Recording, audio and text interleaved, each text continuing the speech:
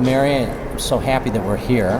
This is exciting. I know, it's to be in Porto for the SB Oceans. Yeah. As a filmmaker, it's amazing meeting all of these passionate people that have an interest in the same thing that it seems like we have, which is how do we be better citizens in the world with regard to natural resources, the oceans, how we live in cities, in our communities, and how we impact the oceans. Right. Well, as an artist, I've been focusing on water, as you know, for so long, and to be in a place where so many people are thinking about water and the interconnections between all our sources of water, it's really pretty amazing.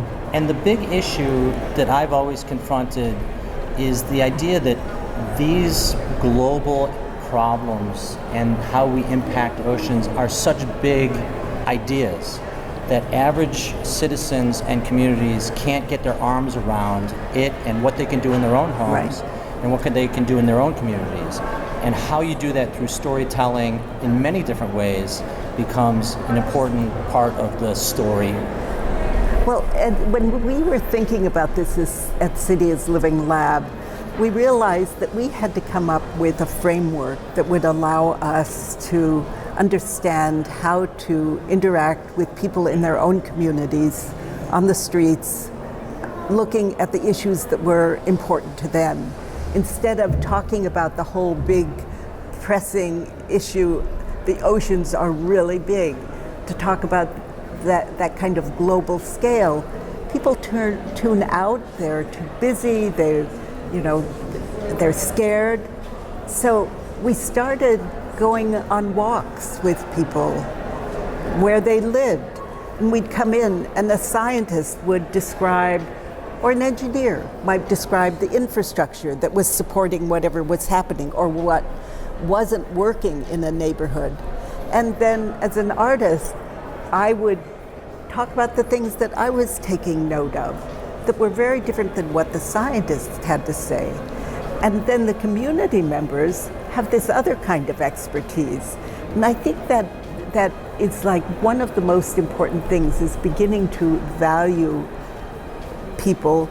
Once you start to value them, they feel like they're being taken seriously. They're willing to play with you, to work with you, to move another step forward. So that's the part that's been really exciting to me. And when I hear you talk, as someone who writes and produces television and film, the idea of how you bring the narrative home as to how their actions in a community would affect the water source and the oceans, and how whether you're brushing your teeth or whether you're flushing your toilet or whether you are throwing garbage out, how all of this ultimately affects everything else. You cannot separate your community from the oceans. Right.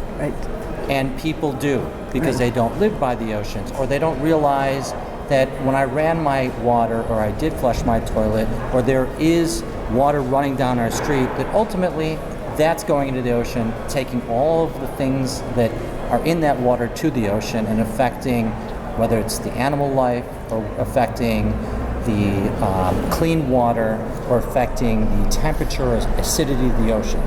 So one way I've started to think about this, I've been lucky enough to be in Rome a number of times over the years. And Rome is the most amazing place for celebrating water. You see the aqueducts, the largest scale of water moving through the city. Then you see the grand, beautiful fountains. Then you go to a neighborhood and see a smaller fountain where people would fill their water jugs. And then there are these beautiful brass taps that are some of them from Roman times. And I kept thinking, why can't we have something like that where we live? Why is water always hidden?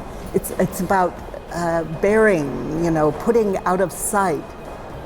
And I know this might sound like a stretch, but I thought, isn't there a way that we could, in cities today, not have the millions of dollars it would take to do the aqueducts and beautiful fountains, but just start to make people realize where all those pieces of water story are.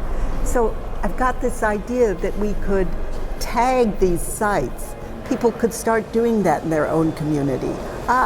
Here, I know that there's a storm drain here. I know that this site here really absorbs water and helps clean it. Here's a site that floods. Here's a historic site. What if we could just at least, we don't have the grand fountains, but could we at least have something that helps tell our water story? It makes it real. It makes how we interact with water and the oceans real, when in many communities it's just not real unless you live on the ocean. Right. And bringing it to children, bringing it to families, bringing it to businesses, making it relevant to all of those people in a way that is not threatening, through storytelling and through art, through storytelling, through television or music. That ultimately is going to definitely be part of the recipe to galvanize all types of people around the idea of being mindful of how we interact with the oceans and bringing kind of health back to the oceans. And without the unification of all of our efforts, it's going to be hard for us all to do it. Right. I really love the idea of a new storyline, a new narrative being built, that we can all work together to make this new narrative around our water, where it comes from, where it goes, what it's like.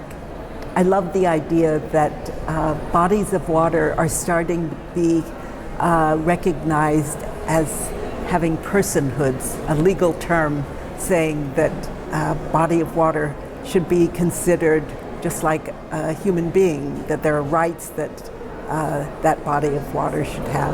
That's really a wonderful story. Well, these are the great stories, and getting young people involved. Yeah. You know, whether it's, elementary school kids or parents with their children.